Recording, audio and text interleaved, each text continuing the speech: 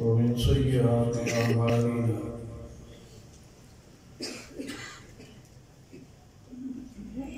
من يهد الله فلا مضل له ومن يضلل فلا هادي له أشهد أن لا إله إلا الله وحده لا شريك له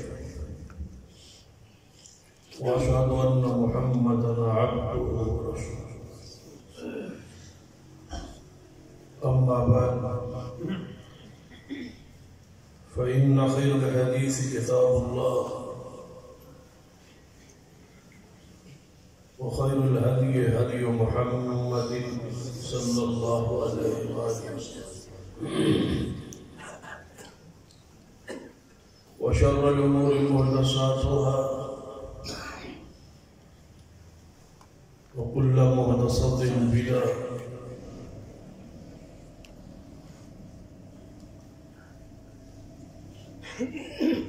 وكل بدعة ضلالة أما بعد فأعوذ بالله السميع العليم من الشيطان الرجيم من همزه ونفخه ونفثه بسم الله الرحمن الرحيم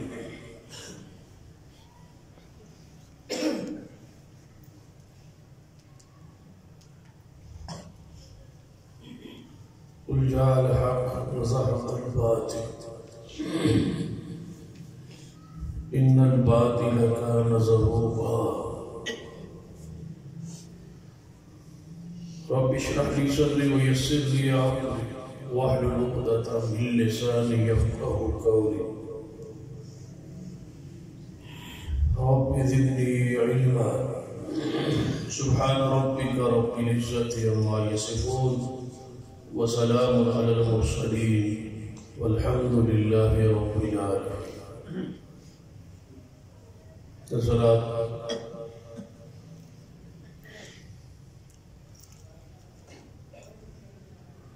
رائے حق جو ہے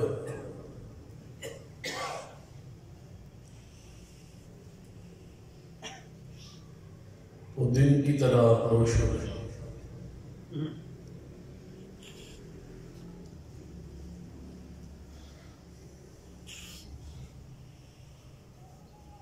اس کی وضاحت اور صراحت کی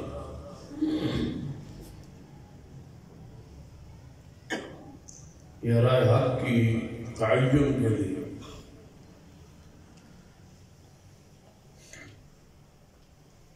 معصوم انبیاء علیہ السلام تشریف لائے.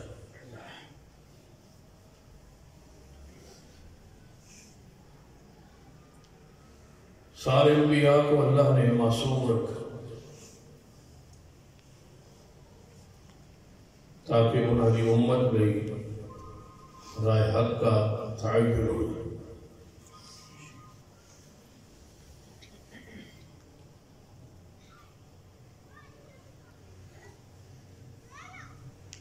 لیکن اس کے باوجود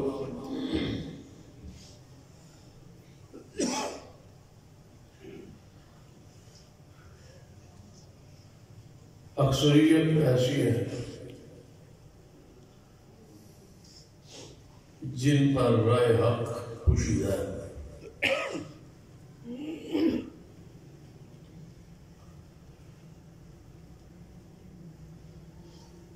سوا لاکھ نبیوں کے آنے کے باوجود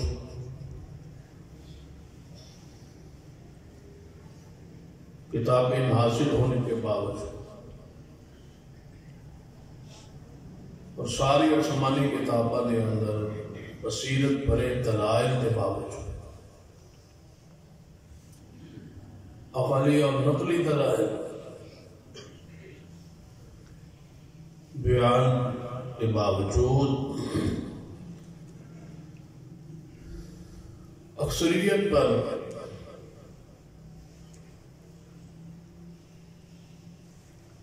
رائے حق مخفی ہے.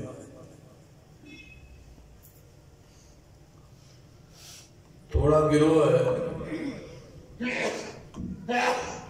اور ہے صحیح اور ہر دور میں رہا اور ہر دور میں رہے گا.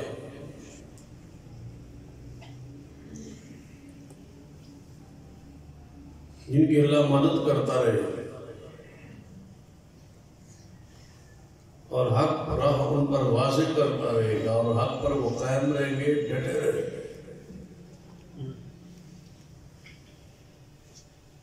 لیکن تعداد ان کے ہمیشہ سے تھوڑی رہی. قلیلا ما تؤمنون قلیلا ما تذکرون قلیلا ما تشکرون. یہ تھوڑے رہے.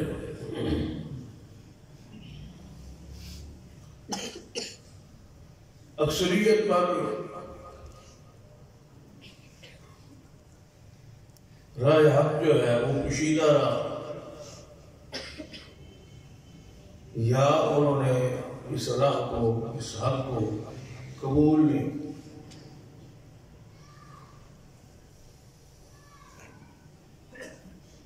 سیدنا ابو بکر صدیق رضی اللہ تعالی فرمان ہے کہ قیامت والے دن ترازو میں حق ہی بھاری ہوگا، کیونکہ حق ہی بھاری ہونے کے لائق. اور ترازو اندر باطل ہلکا ہوگا، کیونکہ وہ ہلکا ہونے کے لائق.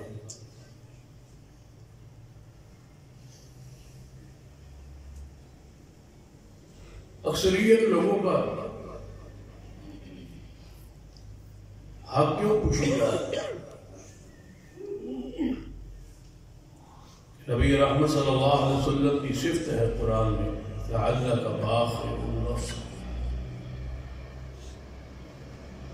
یا محبوب صلی اللہ علیہ وسلم، آپ اپنی جان گوا بیٹھیں گے ان کی اس غم میں کہ یہ حق قبول کیوں نہیں کرتے.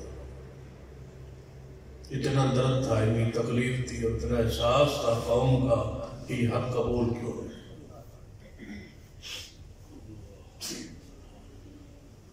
اور اہل حق کے لیے یہ تڑپ ضروری ہے کہ باطل کو باطل پر، شرک کرنے والے کو شرک پر، بدعت کرنے والے کو بدعت پر دیکھ کے وہ جو اڑتے ہیں، پریشان ہوتے ہیں، یہ ایمان کے علاوہ. یہ بیچارہ بدعت پر یا شرک پر یا باطل پر یہ کیوں ہے؟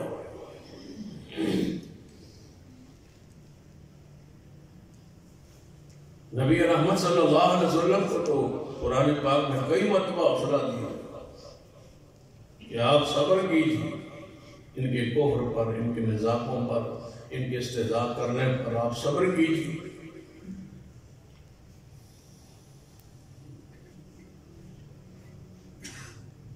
نبی علیہ السلام کے دل میں یہ دکھ، یہ روگ، یہ بیماری، پریشانی تھی. قرآن نے اس کو اسی لفظ کے ساتھ یاد کیا. جب ابراہیم علیہ السلام کو قوم نے میلے کی دعوت دی تھی تو کیا فرمایا تھا؟ انی سقیم، میں بیمار ہوں. اس بیماری کا تعلق شارحین کے نزدیک، مفسرین کے نزدیک یہی ہے کہ نبی کے دل میں یہ دکھ ہوتا ہے کہ قوم شرک پر کیوں.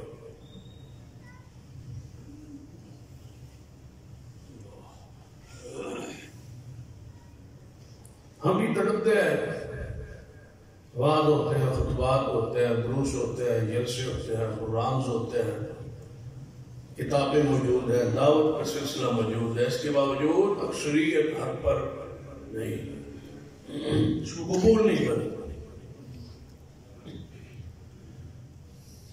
اس کی وجوہات کیا؟ حالانکہ ہر بندہ جو ہے وہ حق پر، فطرت پر پیدا ہوتا ہے.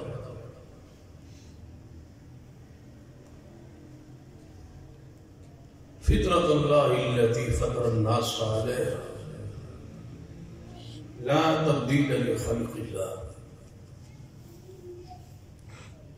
تو فرماتا ہے کہ اللہ نے جس فطرت پر لوگوں کو پیدا کی ہے انہیں اس فطرت کو تبدیل نہیں کرنا چاہیے، اس تخلیق کو تبدیل نہیں کرنا چاہیے، اسی پر قائم رہے۔ ذالک الدین القیم، اور یہی سیدھا دین اور یہی سیدھا راستہ ہے۔ ولیکن اکثر الناس لا یعلمون، لیکن اکثریت نہیں جانتی۔ قرآن کا پھر بھی شکوہ یہی ہے کہ اکثریت نہیں جانتی۔ جو بندہ فطرت پر رہے اور فطرت پر قائم رہے، وہ شرک پر، بدعات پر، خرافات پر نہیں لگتا، وہ فطری طور پر ان چیزوں سے منفر ہوتا ہے، اس لیے اس کی فطرت میں توحید داخل اور شامل ہے۔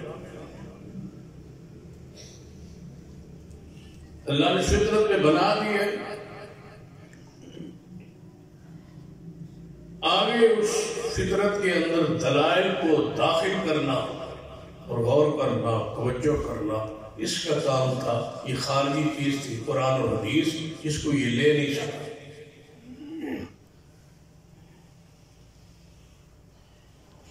فطرت پر پیدا ہونے کے باوجود اس کو ماحول ملا شرک کا، بدعات کا، خرافات کا۔ والدین جس ڈگر پر تھے، ماحول جس ڈگر پر تھا، وہی ظلم، وہی جہالت اس کے دل اور دماغ میں ڈال دی۔ اس کی فطرت تبدیل کر دی گئی، وہ فطرت سے ہٹ گیا جس عقیدے پر یہ قائم پیدا ہوا۔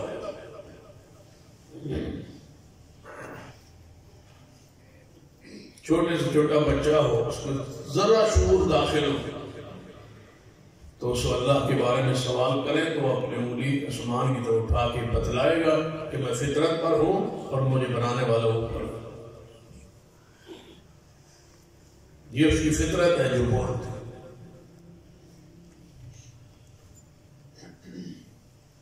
جب حق واضح ہے اور دلائل بھی واضح ہے تو شرک کرنے والا شرک پر کیوں ہے اور بدعت والا بدعت پر کیوں ہے؟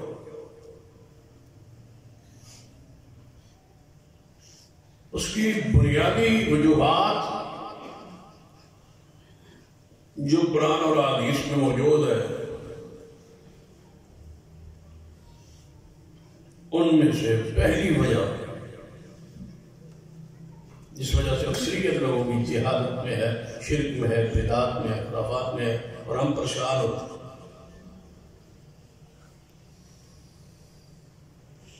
اور یاد رکھیے، حق ملتا اسے ہے جو حق کا متلاشی، جو طلبگار ہو۔ یہ اللہ کی سب سے بڑی نعمت ہے کہ اللہ اس کو دنیا میں رہتے ہوئے حق کی توفیق بخشے۔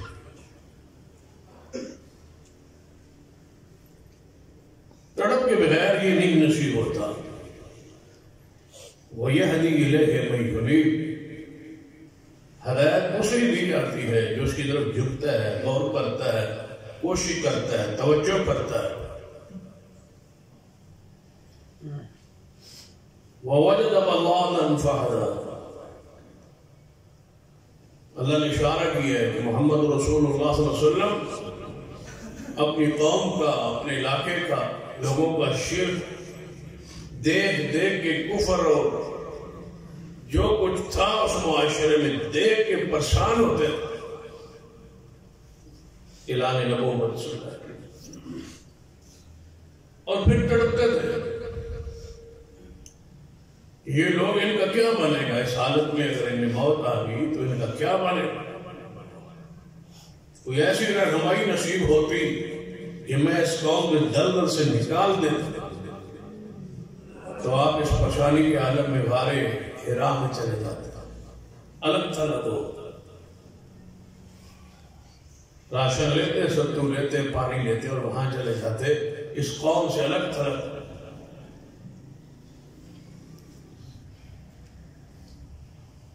جب راستے میں متعین نہیں ہو رہا تھا تو رسول رحمت صلی اللہ علیہ وسلم یا غار میں رہے۔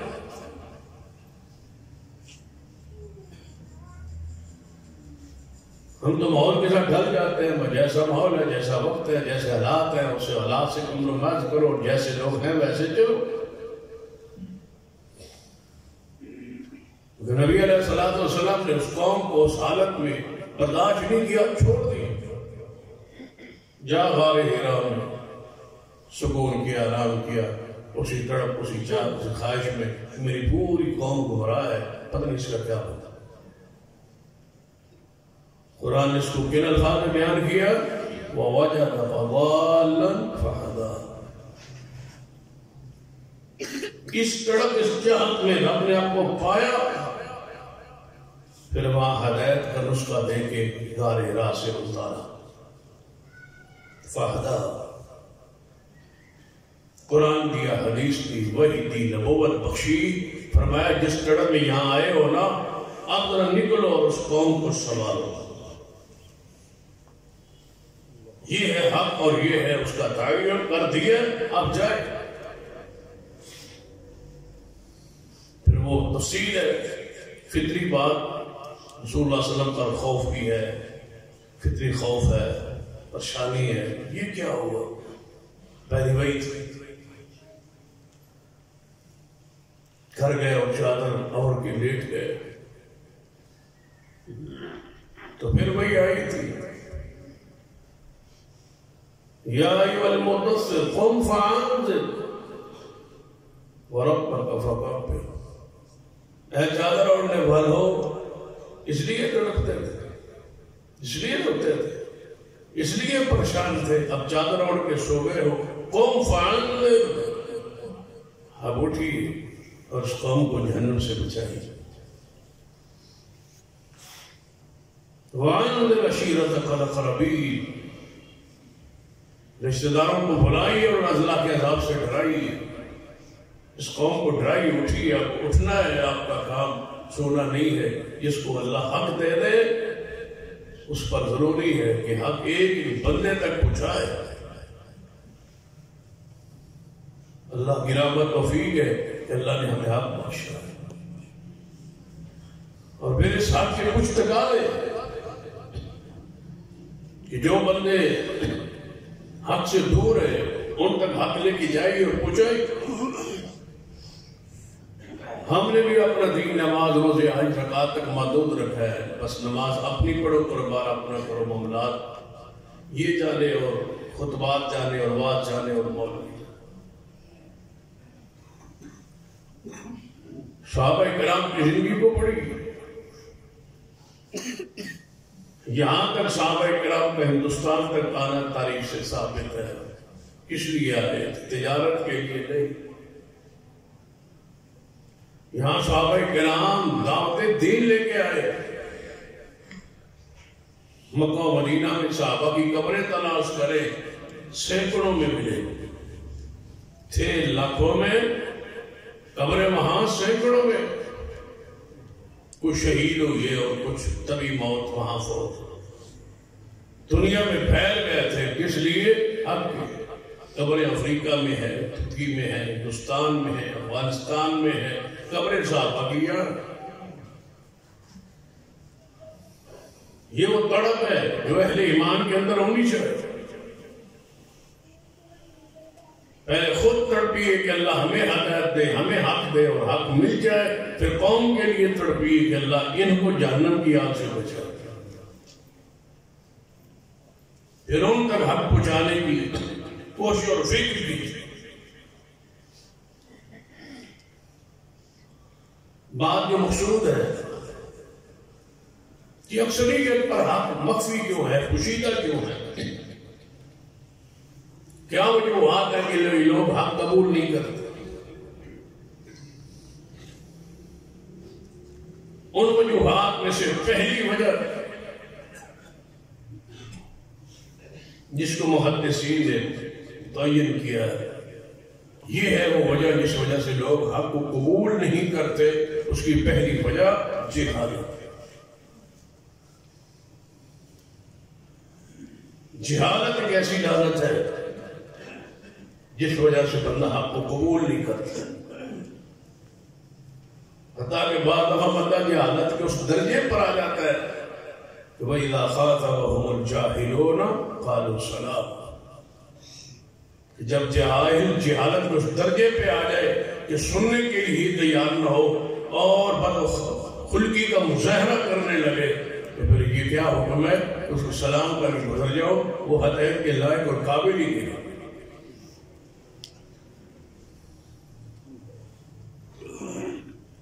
جن لوگوں سے حق کو، دلائل کو، بصیرت کو دور کر دیا گیا، ان کی فطرت بدل دی گئی، ان کے سامنے آفات پیش کر، قرآنی دلائل پیش کر، یہ جواب میں ایسے ایسے عقلی تکے بیان کریں گے کہ آپ حیران ہو جائیں، اور وہ ان کو سمجھائے گئے، پڑھائے گئے، دکھائے گئے تاکہ یہ غور نہ کریں، اور ایسی بات کہیں گے کہ آپ لاجواب ہو کے بیٹھ، ہزار آپ قرآنی حدیثی علمی دلائل بیان کریں، وہ سننے اور سمجھنے کے لیے تیار ہی نہیں ہے، وہ ایسی ضد کریں گے، ایسی اٹھدرمی اور ایسی جہالت پہ اتر آئیں گے کہ اللہ قرآن پاک نے فرمایا، اے میرے پیارے حبیب جناب محمد صلی اللہ علیہ وسلم، ان کو کہیے سچے ہو دلیل لے آؤ، اگر اپنے شرک پر، بدعات پر، خرافات پر، اگر باطل پر، جس عقائد پر تم ہو، اگر وہ سچے ہیں تو دلیل لے آؤ، اور دلیل کہاں سے لاؤ؟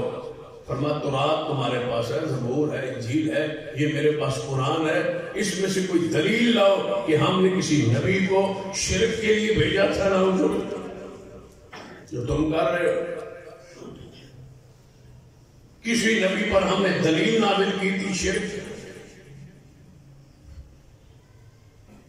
کسی پیغمبر نے آ کے یہ قبوری دین جو تمہارے پاس ہے، یہ بتوں کا یہ دین جو تمہارے پاس ہے، کیا کسی نبی نے تمہیں دی ہے؟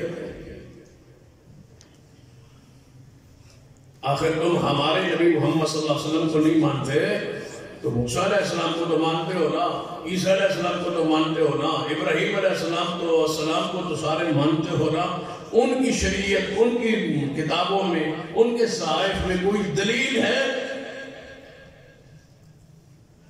کسی نبی نے تمہیں یہ کہا ہو کہ اولیاء کے بزرگوں کے بت بنا کے انہیں سجدہ کیا، یا کسی بزرگ فوت ہونے والے کی قبر بنا کے اس کے اوپر جھکنا تمہیں کسی نبی نے اور کسی نبی کی کتاب میں یہ درس یہ سبق دیا ہے تو دلیل لاؤ۔ کتنی واضح بات، 1.25 لاکھ نبیوں میں سے کوئی نبی تو ہوگا نا جس نے اپنی قوم کو یہ بات کہی ہوئے گی کہ کسی قبر کو بنا لینا، اس پر مزار بنا لینا، اس پہ سجدے کرنا، یا میری قبر پہ ایسا کرنا، کوئی دلیل تو ہوگی۔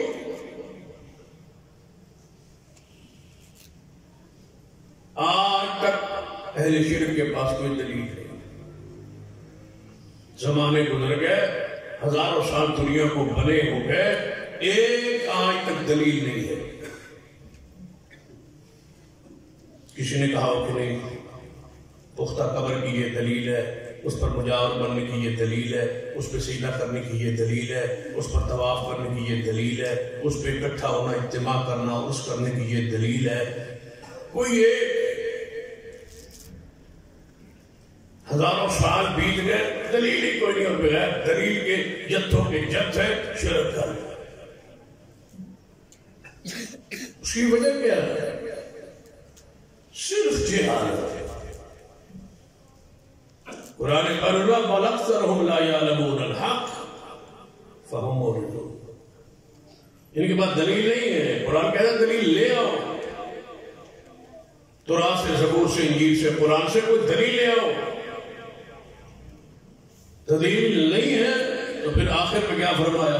بل اکثرهم لا يعلمون الحق، یہ اکثریت ہے جو حق کو جانتی نہیں ہے، جہالت میں ہے، اور اسی پر پھر رہے۔ اور قیامت کا دن ہوگا، قیامت کے دن اللہ کی عدالت میں یہ سارے اہل شرک دلائل سے آری اور خالی دل کا دامن ہے، کھڑے ہوں گے، اور اللہ تعالیٰ ان سے پوچھے گا اور سوال کرے کہ تم نے ہماری آیات کو کیوں جھٹلایا؟ بل کذبوا بما لم یحیطوا بعلمہ، تم نے جھٹلایا تھا بغیر علم۔ میری آیات کو تم نے علم کے احاطہ کے بغیر جھٹلایا تھا نا، تمہیں علم تھا۔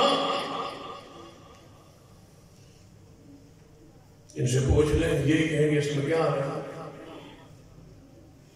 جب ہم کسی طور پر سجدہ کرتے ہیں تو اس میں کیا آ رہا ہے؟ سجدہ تو نہیں کرتے، ویسے جھکتے ہیں، اسی بیچ میں سبحان ربی الاعلیٰ پڑھتے ہیں۔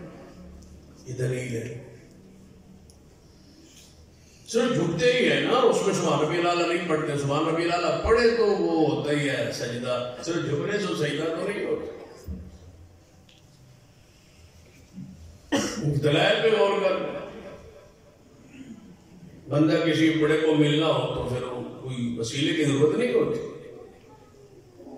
بات اللہ کی ہو رہی ہے، دلیل بندے کی دی ہے۔ یہ شرک کی وہ جہالت نہیں ہے تو کیا پوچھا؟ یہ سوال کے اندر ہے، جواب دے ہے۔ پوچھا گیا ہے کہ اللہ کے علاوہ کسی کو سجدہ نہیں، اللہ تمہاری دعا کو سنتا ہے، پکار کو سنتا ہے۔ اب دلیل کیا ہے؟ کسی بڑے کو ملنا ہو تو چپڑاسی کی ضرورت نہیں ہوتی، ہوتی ہے لیکن وہ بندے کے لیے۔ یہ دلیل تمہاری کھوکھلی یہ بندے کے لیے، یہ انسان کے لیے، یہ محتاج کے لیے، جو دور سے سنتا نہیں ہے یہ اس کے لیے، جو ہر جگہ دیکھتا نہیں ہے یہ اس کے لیے، جو ہر جگہ پہ کنٹرول نہیں رکھتا یہ اس کے لیے۔ ہم نے تو اللہ کے بارے میں پوچھا ہے، دلیل آپ کیسی دے رہے؟ مکان پہ چڑھنا ہو تو سیڑھی کی ضرورت نہیں، ہم نے مکان کے بارے میں پوچھا ہے۔ ہم نے کب کہا ہے کہ مکان پہ بندہ چھلانگ لے کے چڑھ جاتا ہے؟ اس وسیلے کا، یہ اس چیز کا کیا تعلق ہے اس ذات کے ساتھ؟ نحن اقرب الیہ من حبل الورید، جو اپنے علم کے لحاظ سے شاہ رگ سے بھی قریب ہے۔ اس کے لیے اس دلیل کی کیا ضرورت ہے، کیا تک ہے، اور کیا عقل اور نقل اس بات کا تقاضا کرتا ہے کہ دلیل ایسی دی ہے، جبکہ اللہ خود کہتا ہے فلا تضربوا للہ الامثال، میرے لیے مثالیں نہ بیان کیا، لیس کمثلہ شیء، میری جیسی کوئی چیز نہیں ہے۔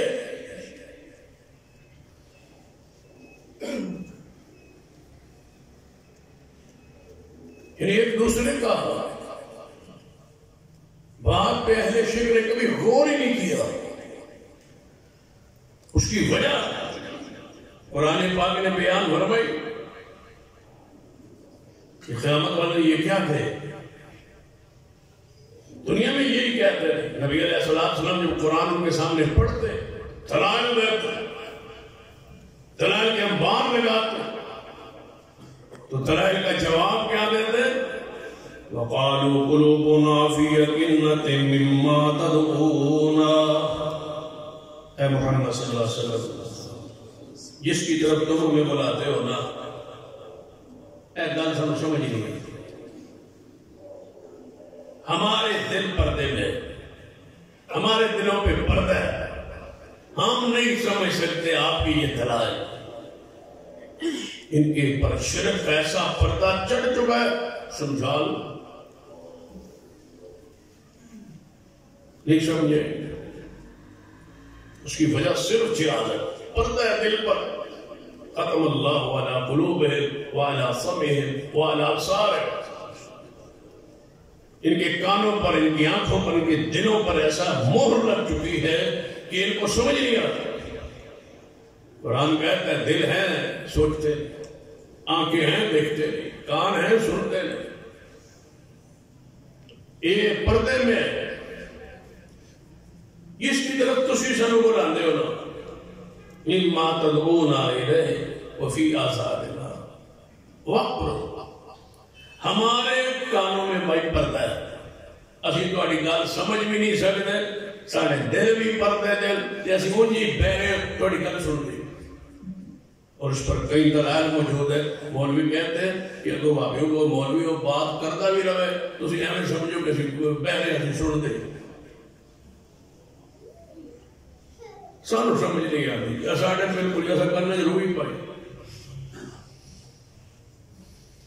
کیا کہتے تھے کافر لا تسمعوا لهذا القرآن والغوا فیہ کافر کہتے تھے کہ محمد مصطفیٰ جب قرآن پڑھے نہ سنو شور کرو تاکہ ہم غالب رہیں اگر تم نے سن لیا پھر سمجھو کہ یہ ساری چیزیں ختم ہو جائے گی اور محمد مصطفیٰ علیہ السلام تم پر ان کا دین غالب آ جائے گا شور کرو سنو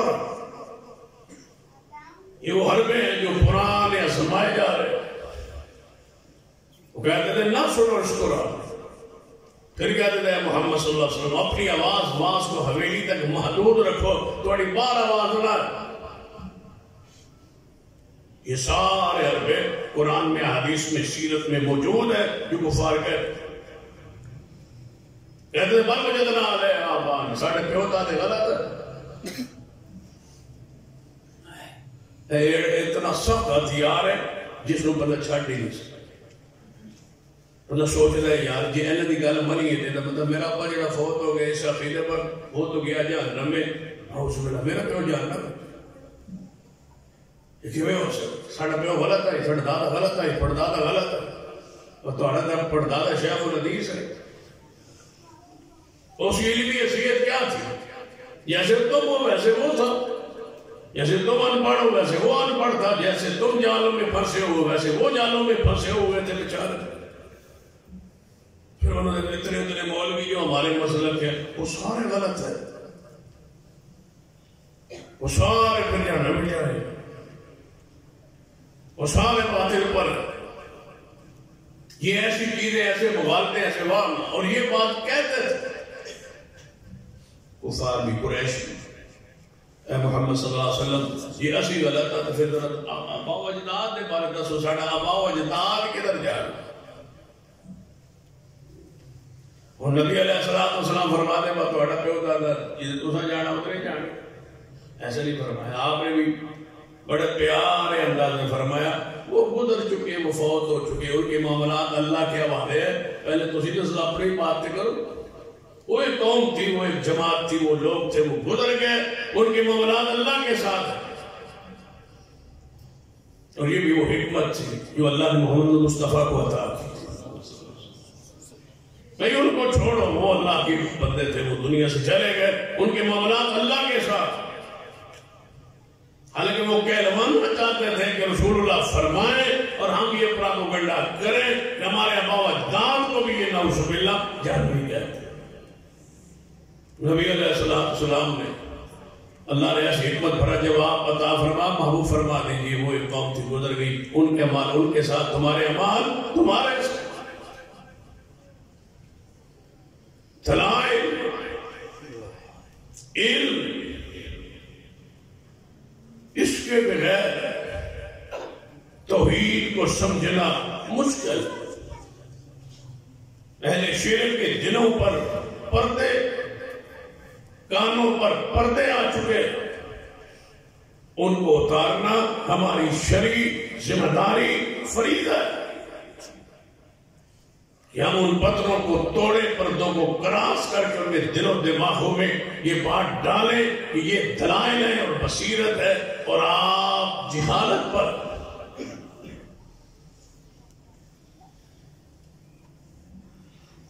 صحابہ کرام رضوان اللہ علیہ مجمعین کی سیرت کو پڑھ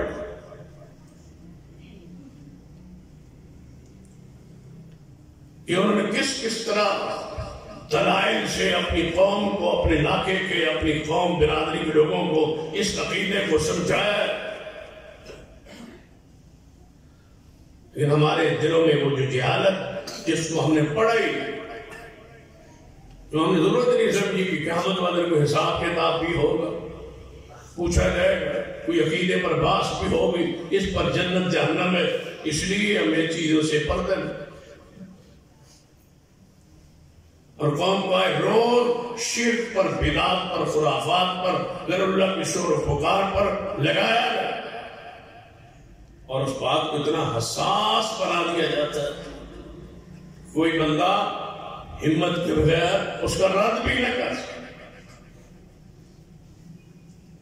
شہری میں وہ معمولی ہوتا ہے.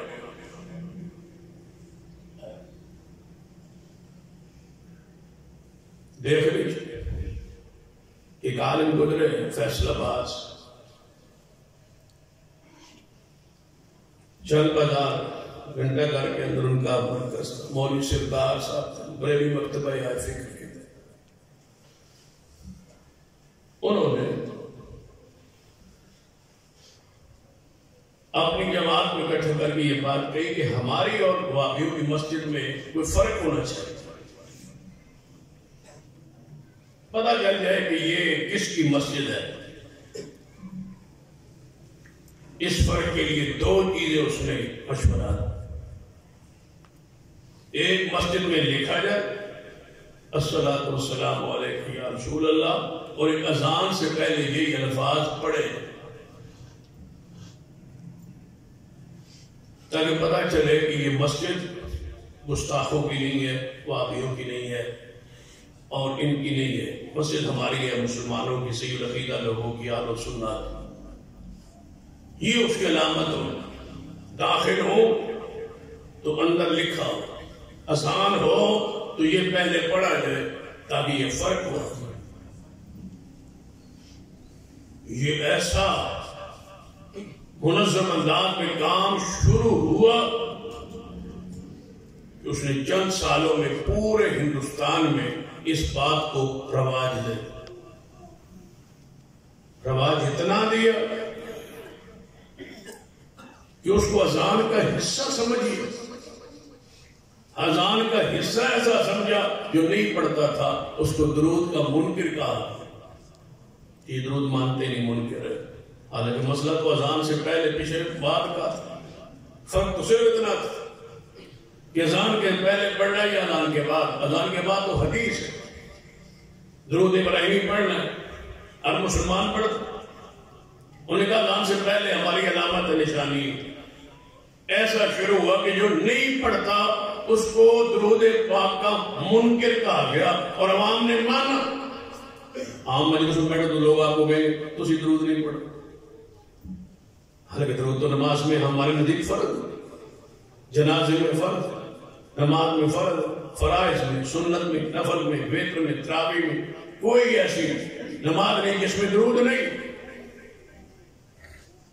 اذان کے بعد بھی درود سنت ہم پڑھتے سکھاتے. دعا سے پہلے دعا کے اخیر میں درود پڑھنا ضروری سمجھتے ہیں، تب دعا قبول ہوتی. اختلاف تو صرف یہ تھا کہ اذان سے پہلے ثابت ہے یا نہیں. اس کو اتنا پروپیگنڈا دیا یہ درود کے منکر. دور حاضر نے کہا بھائی یہ جو جلسوں میں تقریروں میں نعرے لگتے ہیں یہ تو ساری جگہ آتے ہیں. نعرے تکبیر، نعرے رسالت ہم لگاتے ہیں، یہ شان رسالت لگا لیتے ہیں. کوئی ایسا نعرہ ہو جس سے فرق والے ہو. تو اب نعرہ شروع ہوا لبیک یا رسول. حالانکہ ہمارے دیکھتے دیکھتے آج سے 5 سال پہلے، 4 سال پہلے کسی بھی پریلیوں کے جلسے میں یہ نعرہ بطور نعرہ نہیں لگتا تھا. ایک بندہ اٹھ کے لبیک لبیک کہنے لگے اور دوسرا یا رسول اللہ کہتے رہے حتیٰ کہ وہ آدھا گھنٹہ 15 منٹ یہی کہتے رہے. ایسا نہیں ہوتا تھا. اب ہے، اب کوئی جلسہ ایسا نہیں ہے جس میں علامت بنائے، نشانی بنے کہ ہمارے جلسے کا فرق واضح ہو. اور پھر مزے بات ہے، پہلے تیاری کی پھر دلائل کہ نبی علیہ السلام کے لوگ صحابہ کرام کو بلاتے تھے یا معاذ تو آپ فرماتے لبیک یا رسول، یا سعد لبیک یا رسول. یہ تو انہوں کو بلائے استاد جی بندہ کیا تھا جی حاضر صاحب حاضر جی میں موجود ہے. تو صحابہ کرام تو عربی میں یہ کہتے تھے نا لبیک یا رسول اللہ. جب رسول اللہ بلاتے تھے کسی کو آواز دیتے تھے لبیک یا رسول، جی یا رسول اللہ میں آتے رسول اللہ سامنے. کبھی رسول اللہ نے خطاب کیا اور ایک صحابی صدیق نے اٹھ کے 15 منٹ نعرے لگوائے ہوں لبیک یا رسول اللہ، کوئی حوالہ سوال ہی پیدا نہیں. صحابہ کرام حضور کے جانے کے بعد بھی اکٹھے ہو گئے 15-20 منٹ یہ نعرہ لگاتے رہے ہو نہیں. کبھی صحابہ کرام رسول اللہ کے جانے کے بعد گلی میں چلتے چلتے لبیک یا رسول اللہ لبیک یا رسول اللہ کا وظیفہ کر رہے ہوں نہیں ہے، لیکن آپ جو نہیں کہے گا یہ رد کرے گا، یا رسول اللہ کا، یہ رسول اللہ کے منکر ہے، رسول اللہ گستاخ ہے، اب لبیک یا رسول اللہ نہیں کہنے دیتے۔ یہ وہ جہالت جو قوم کو جس پر لگا دیا گیا، یہ قوم دلائل اب نہیں مانتی، اور ساتھ یہ بھی سمجھا دیا۔ ایک دل میں سن رہا تھا جس میں ایک شیخ کہہ رہے تھے دلیلہ درولہ دی کوئی لوگ تسی کئی لوگ تسی کسی کی پراپگنڈے میں نہ آنا، دلائل مانگ۔ دلائل کیا ہوتا ہے؟ رسول اللہ نے اننے واہ محبت کرو، کوئی لوڑ نہیں دلیلہ دی۔ یہ ایسی بات ہے اگلا بندہ مطمئن ہو تو بھئی یا رسول اللہ کے پیار ہے، بندہ بالکل غرق ہوئے اننے واہ نہ پیار کرنا ہے، کوئی دلیلہ دی لوڑ نہیں، جو توڑا دل کرے حضور پاک علیہ السلام کی شان مقام حسن جمال جو کہو اننے واہ محبت۔ یہ اننے واہ کیڑی عربی کے لفظ ترجمہ ہے، وہ محبت کرو، رسول اللہ نے فرمایا اننے واہ، یا اللہ نے فرمایا وہ اننے واہ کرو۔ کوئی بھائی ایسا تو ہوگا نا عربی کا لفظ جس کا یہ ترجمہ ہوگا، یہ معنی ہوگا۔ رسول اللہ کی تو حدیث ہے لا ترفعوا فوق قدری، میرے اننے واہ محبت نہ کرو، میرے مقام سے مجھے اوپر نہ لے جاؤ۔ لا تطرونی کما اطرت النصارى المسیح ابن مریم، میرے جو ایسی محبت بڑھاؤ نہ جیسے عیسائیوں نے اپنے نبی کے ساتھ بڑھوتری کی شان میں اور انہیں بڑھایا، مجھے ایسا نہ دو۔ لیکن یہ حدیثیں تو تب سنا ہے جب قوم کو پتا ہوگا، حدیث بھی سنی ہے تو قوم دسے باننے واہ کرنی، پوچھنا نہیں، ادھر ادھر ہوئے کھڑا نہیں۔ سن لیجیے، جب تک تمہارے اندر جہالت ختم نہیں ہوتی اس وقت تک یہ شرک اور بدعت والے بدعت سے باہر نہیں ہوتے۔ اور دوسری وجہ جو محدثین نے بیان کی کہ بندہ حق قبول کیوں نہیں کرتا، اکثریت لوگوں کی حق قبول نہیں کرتی، اس کی وجہ پہلی کیا ہے؟ جہالت۔ یہ وجوہات گنتے رہنا ہے۔ پہلی وجہ جہالت،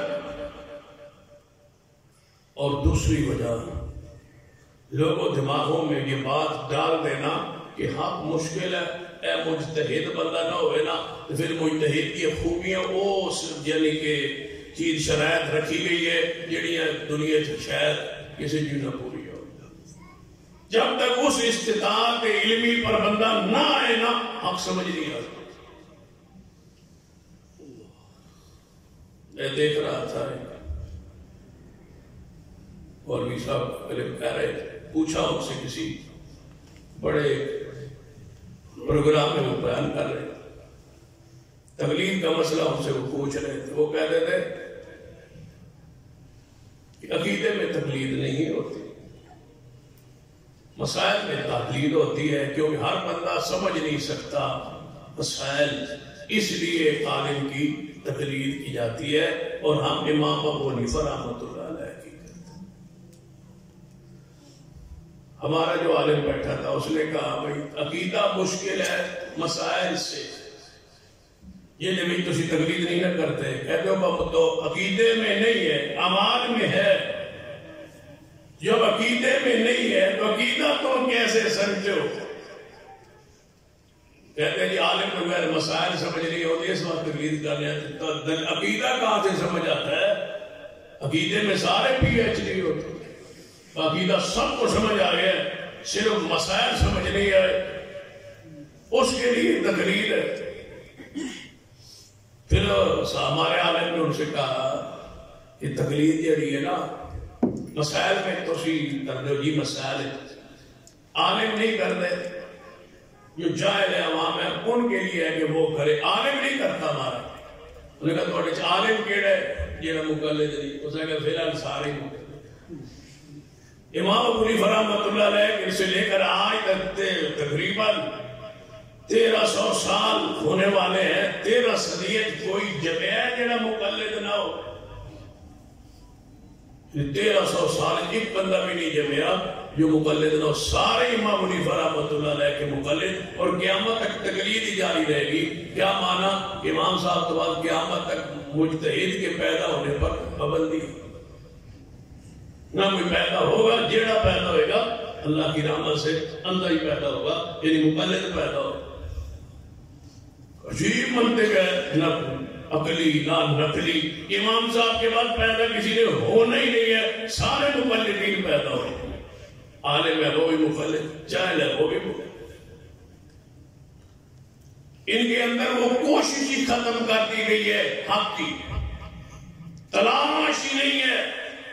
جب تک حق کی تلاش نہ ہو حق ملتا نہیں۔ جب تقلید کریں گے تو وہ حق کی تلاش، وہ کوشش ختم ہو گئی، کیونکہ تو پتہ ہے بس یہ تھے ہم آگے ہم اتنے ہی رہنا، سو قوم لا یرجعون، یہی رہنا ہے، بہرے ہیں، بھوگے ہیں، اندھے، سننا نہیں ہے، یہی رہنا ہے۔ حق کی تلاش، تڑپ، اور جب نکلو گے نا پھر اللہ تمہیں حق کا راستہ ضرور دے گا۔ قرآن پاک نے کیا فرمایا؟ فَإِمَّا يَأْتِيَنَّكُم مِّنِّي هُدًى فَمَن تَبِعَ هُدَايَ فَلَا يَضِلُّ وَلَا يَشْقَىٰ۔ میری طرف سے ہدایت آئے گی، قرآن و سنت، دین، شریعت، دلائل، جو اس ہدایت کے پیچھے لگا رہے گا وہ گمراہ بھی نہیں ہوگا اور اس کے راستے اور کھوٹے نہیں ہوں گے۔ اور جس نے ہمارے ذکر کو وَمَنْ أَعْرَضَ عَنْ ذِكْرِي فَإِنَّ لَهُ مَعِيشَةً ضَنكًا وَنَحْشُرُهُ يَوْمَ الْقِيَامَةِ أَعْمَىٰ۔ فرما جڑا ساڑھے ذکر تو دلائل تو دین تو قرآن و سنت منہ موڑ لے گا، ہم قیامت والے دن اس کو اندھا اٹھائیں گے اور دنیا میں اس کی معیشت کو، اس کی معاشرت کو، اس کے رہنے کو اور تنگ کر دیں گے۔ دنیا میں تنگ ہے، آخرت میں اندھا ہے، کیونکہ دنیا میں مقلد اندھا ہوتا ہے، قیامت والے دن اللہ اس کو اندھا کرتا ہے، دیکھتا ہی نہیں، غور ہی نہیں کرتا، توجہ ہی نہیں کرتا۔ توجہ مجھے یہ نہیں سمجھ آتی وہ شعور کیوں نہیں آتا۔ میں کل رات کو کلپ سن رہا تھا، مولانا عطا اللہ بدیالوی صاحب، اور بڑا وہ کمال کا کلپ ہے، بڑا خوبصورت ہے، یعنی بڑا اچھا کلپ ہے، مجھے پسند ہے۔ وہ فرما رہے تھے کہ بریلوی جو ہے یہ کوئی مسلک نہیں ہے، اس لیے کہ یہ امرضا خان صاحب کا بریلی شہر میں ہندوستان کا ایک مدرسہ ہے، وہاں سے یہ شروع ہوئے، اس سے پہلے یہ نہیں تھے، اس سے پہلے یہ نہیں تھے، یہ 100-150 سال کی بات ہے۔ وہاں سے امام رضا خان صاحب آئے، انہوں نے مدرسہ بنایا، اس مدرسے سے جو نسبت رکھتے ہیں نا علمی، وہ علمی ہے، یہ کوئی مسلک نہیں ہے، اس سے پہلے یہ شروع ہی نہیں ہے، اس سے پہلے ہے ہی۔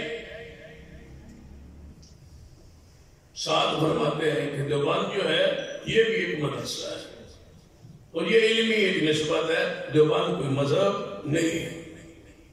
کہتا ہے یہ مذہب نہیں ہے، کیڑی سچی اور سچی اور کھری بات۔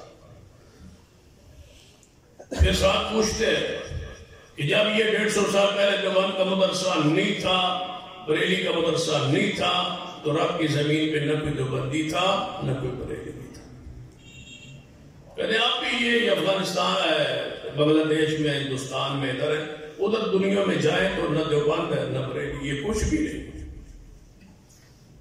کہتے ہیں ان سے پہلے، ان دو مدارس کے بننے سے پہلے جو لوگ تھے، بتاؤ وہ مسلمان تھے، حق پر تھے یا نہیں تھے؟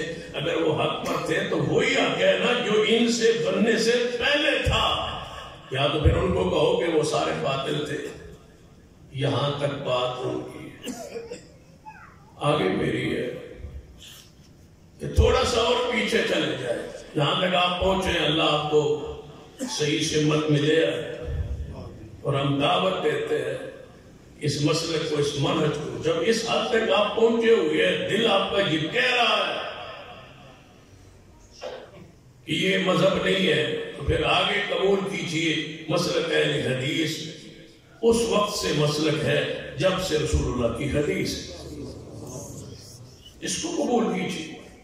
جب فطرت کی طرف اللہ آپ کی دل میں کوئی بات ڈالتا ہے تو فطرت کو قبول کر لیجیے۔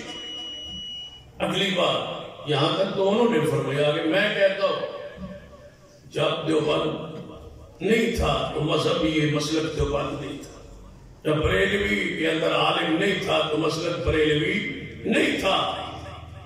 تو پھر تھوڑا سا آگے بڑھے، جب امام ابو حنیفہ نہیں تھے تو مسلک حنفی بھی نہیں تھا،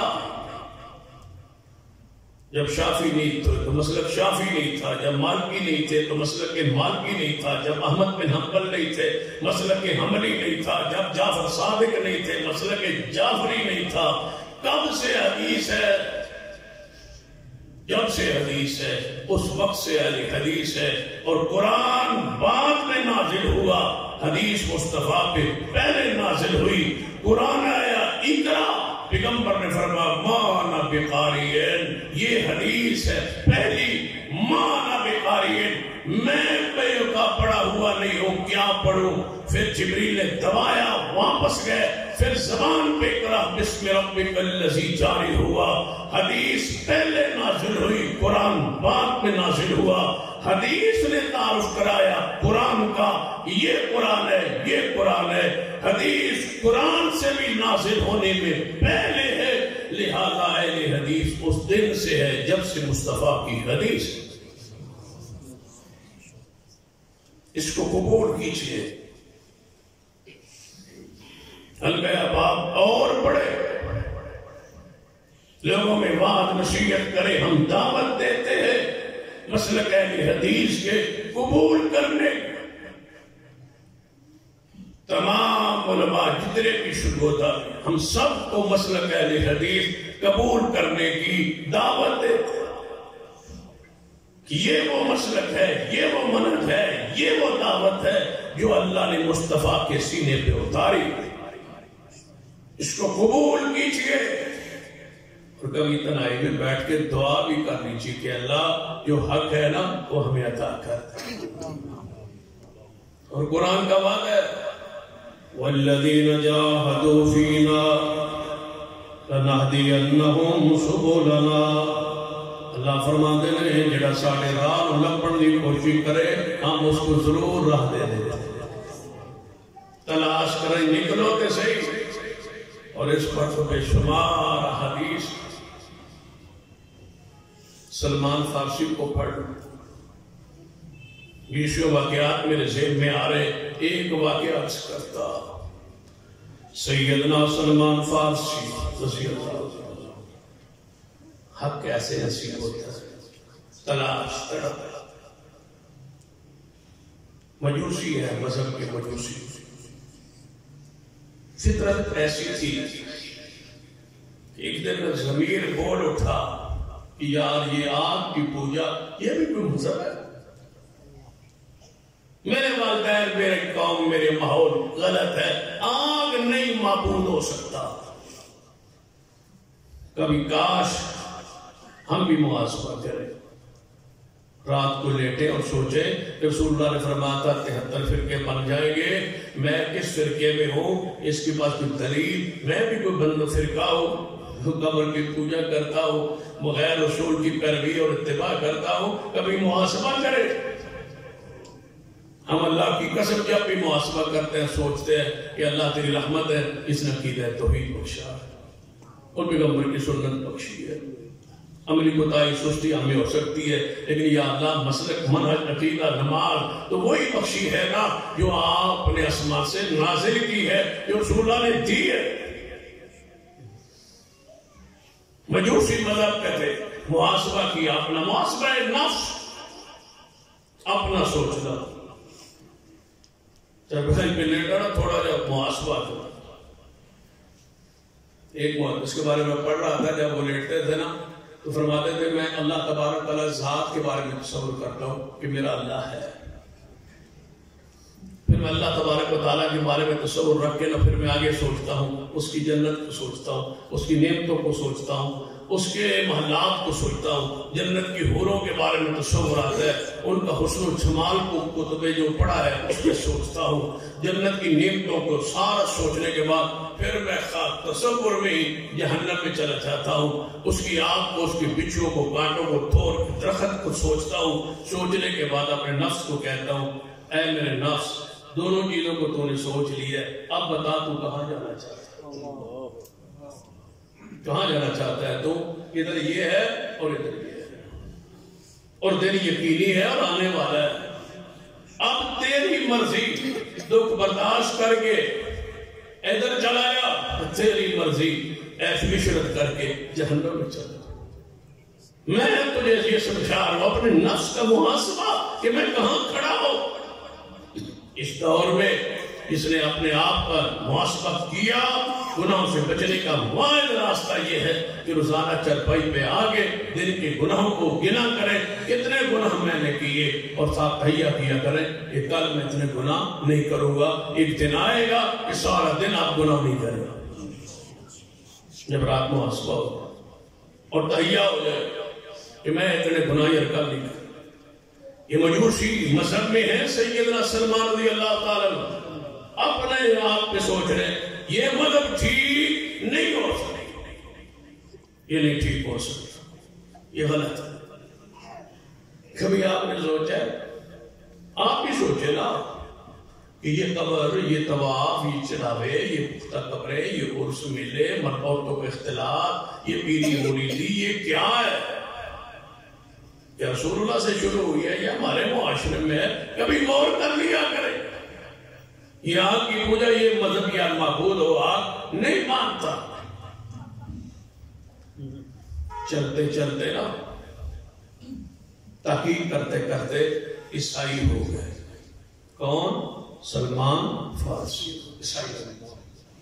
اس وقت حق مذہب عیسائی ہی تھا، کیونکہ محمد مصطفیٰ بھی تشریف نہیں لائے تھے۔ عیسائی راہ مل گیا، اللہ کی پوجا عبادت کا تصور آ گیا، اللہ کی معرفت ہو گئی، اس میں رہے۔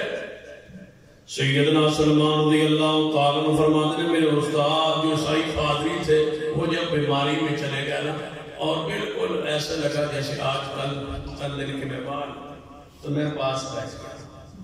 میں نے کہا استاد جی ایک بات پوچھنا چاہتا ہوں، اگر اللہ نہ کرے، اللہ آپ کی زندگی لمبی کرے اور تو آپ موت آ جائے تو پھر میں یہ دسیتا ہوں یہی مذہب حق ہے، یہی سچ ہے، اسی پر قائم رہنا ہے، اسی پہ مرنا ہے۔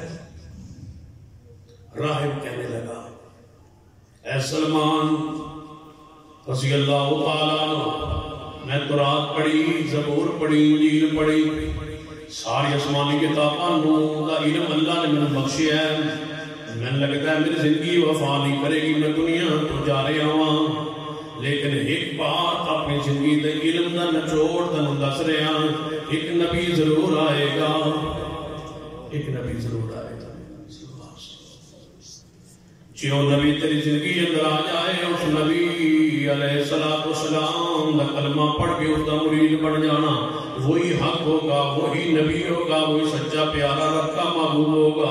فرما استاد جی میں تے مجوسی مذہب بڑی مشکل چڑھے ہے، پھر عیسائی مذہب اندر آیا، میں نو کیویں پتہ چلے گا، ایک عامی بندے نو کیویں پتہ چلے گا کہ یہ وہی نبی آ گیا ہے جس کے بارے تسی مینوں خبر دے رہے ہو؟ فرمایا اے سلمان میں تینوں تو چار نشانیاں دسدا واں، وہ نشانیاں پلے باندھ لے جڑیاں میں تورات زبور انجیل اندر پڑھیاں نے، جے وہ نشانیاں پوریاں ہو گئیاں سمجھی وہ اللہ دا سچا نبی ہے۔ فرمایا استاد جی نشانیاں دسو؟ فرمایا نوٹ کر لے نشانیاں۔ پہلی نشانی اس نبی دی ہوئے گی جس بستی جائے گا، اس بستی اندر کھجوراں عام ہون گیاں، کھجوروں والی بستی بہت فصل ہوگی کھجوروں کی۔ اور دوسری علامت یہ ہوئے گی وہ نبی صدقہ نہیں کھائے گا، اور تیسری علامت ہوئے گی کوئی تحفہ دیوے تے قبول کرے گا، اور چوتھی علامت نشانی ہوئے گی اس نبی دے دونوں کندھیاں دے درمیان نبوت دی مہر ہوئے گی۔ سلمان رضی اللہ تعالیٰ فرما دے کہ چار نشانیاں میں پلے باندھ لیاں نے، نشانیاں باندھ کے تے میرے استاد چند دن بعد فوت ہو گئے، انہوں نے علاقے دا شہزادہ ہے لیکن حق دی تلاش اندر نکل چکے ہیں ساڑھے جو مالی بھی حیثیت نہیں جو سلمان رضی اللہ تعالیٰ عنہ دیئے اپنے علاقے دا شہزادہ سی گھر والے نے بند دیتا سی جن عیسائی مذہب اختیار کیتا ہے بڑی مشکل نہ چھڑائے ہے انہیں زنجیرہ تو اپنے آپ نو عیسائی مذہب اختیار کیتا ہے پھر عیسائیت دی حالت اندر جن استاد فوت ہو گیا ہے انہوں نے حق دی تلاش اندر نکل پڑے ہے سفر کردیاں فارس تو چلے ہے سلمان رضی اللہ تعالیٰ عنہ آپ کھجوراں دی بستی ول پچھدا مدینہ طیبہ آ گیا ہے یہ ہے کھجوروں کی بستی رسول اللہ مکے میں اور یہ کہا گیا ہے مدینہ اتنے آگے غلام اختیار کر لیں گے کسی بندے تو بول رہے پیا مزدوری تے کھجوراں چڑھ کے توڑیا کر رہا ہے ایک دن کھجوراں توڑ رہے ہیں سلمان رضی اللہ تعالیٰ عنہ نیچے انہوں کا مالک کھڑا ہے کھجوراں سمار رہا ہے ایویں ایک بندہ آیا انہوں نے مالک کو کہنے لگا انہیں مالک نو سلمان دے مالک نو یہاں تو سنے ہیں مدینے سے ایک نبی آیا ہے ہجرت کر کے محبوب مدینے پہنچے تھے اسی ایک دو دن پہلے ایک نبی آیا ہے جس کا نام ہے محمد وہ دعوے دار ہے کہ میں اللہ کا نبی ہوں سلمان کھجورا توڑ رہے سن ہاتھ رک گئے نیچے اتر رہے مالک نو کہنے لگے جڑا تیرا دوست دس رہا سی کسی نبی دے بارے وہ کہاں ہے نبی مالک اسے اندر آیا انہیں تھپڑ ماریا تین اس نبی نال کی لگے تو کھجوراں توڑ سلمان پھر کھجور وال چڑھتے جا رہے ہیں دل کہہ رہے ہیں میں مالک تو نہیں جانتا میں کھجوراں توڑا نہیں آیا میں تو اس نبی کی ملاقات کے آپ کی تلاش میں نکلو تو صحیح جہاں ہو وہاں غور محاسبہ تو کرو میں ٹھیک ہوں حق پر کھڑا ہوں یا باطل پر ہوں یا خرافات میں ہوں سیدنا سلمان رضی اللہ رات تک کھجوراں توڑ دے رہے شام ہوئی ہے اور رات کا وقت ہویا ہے کھجوراں چند لیاں نے مالک کو لوگ جڑیاں کھجوراں معاوضے اندر کھانے دے طور پہ ملدیاں سنو لیاں نے رات کچھ دے پوچھاں دے سیدنا ابو ایوب انصاری رضی اللہ تعالیٰ دے گھر پہنچ گئے نبی علیہ السلام نے ملاقات میں تسی نبی ہو جی ہاں میں نبی ہوں تسا نبی ہوں کا دعویٰ کیتا ہے جی میں محمد رسول اللہ صلی اللہ علیہ وسلم سلمان کہنے لگے محبوب جی اے کھجوراں تسی سفر کر کے آئے توڑے صحابہ سفر کر کے آئے دوروں آئے تو مال دی کھانے دی خوراک دی ضرورت ہوئے گی اے کھجوراں دے صدقے اندر کھا لو نبی علیہ السلام نے کھجوراں پکڑیاں فرمایا میرے صحابہ آپس تقسیم کر لو میں محمد کی ذات تے اللہ نے صدقہ حرام کیتا ہے سلمان کہنے لگے بستی کھجوروں والی بھی ہے اور یہ نبی صدقہ بھی نہیں کھا رہا فرماتے نے چند دن گزرے میں پھر کھجوراں لے کے آدھی ہوگا فرمایا یا رسول اللہ صلی اللہ علیہ وسلم اس دن بھی آیا تھا کھجوراں لے کے صدقے اندر سن تو سب میرے سامنے تناول نہیں فرمائیاں آج میں تحفہ لے کے آیا یہ ہدیہ لے کے آیا نبی علیہ السلام نے کھجوراں پکڑیاں کھاون لگ پہ تناول فرمان لگ پہ فرمایا اللہ نبی ہدیہ نو قبول فرمایا کرنا ہے سلمان کہنے لگے تیجی نشانی دسویں استاد دی پوری ہو گئی لیکن حق دی تلاش ہوئے جاری ہے حق کے بارے ہوئے فکر جاری ہے بار بار چوتھی نشانی رہ گئی ہے کہ دو کنیاں دے درمیان نبوت دی مہر ہوئے گی آپ نے قمیض مبارک جبہ پاک پہنے ہوئے ہیں ادھر بار بار کہتے ہیں کہ کسے طریقے ہو جبہ کدھے تو ہٹے تے میں بیٹھا کہ مہر نبوت ہے یا نہیں محبوب پاک نے فرمایا سلمان ادھر کی میں فرمایا محبوب جی کندھے مبارک اگر منو دکھا دے نبی علیہ السلام نے کپڑا ہٹایا اتے مہر نبوت لکھے ہوئے محمد الرسول اللہ سلمان آگے ہوئے مہر چوم لے آئے فرمایا محبوب جی کتنا فارس تو سفر کیتا سی حق دی تلاش اندر آج میری مراد پوری ہو گئی ہے آج میں کلمہ پڑھا کے اپنا غلام بنا لو والذین جاہدوا فینا لنہدینہم سبلنا قرآن دے سبلنا لنہدینہم سبلنا اسی ضرور راستہ عطا کر دینے اس بندے نو جڑا حق دا متلاشی بن جائے بہت سارے واقعات اس میں موجود ہے، آئندہ خطبے میں انشاءاللہ تفصیل ہوگی۔ اقول قولی ھذا واستغفر اللہ لی ولکم ولسائر المسلمین وآخر دعوانا ان الحمد للہ۔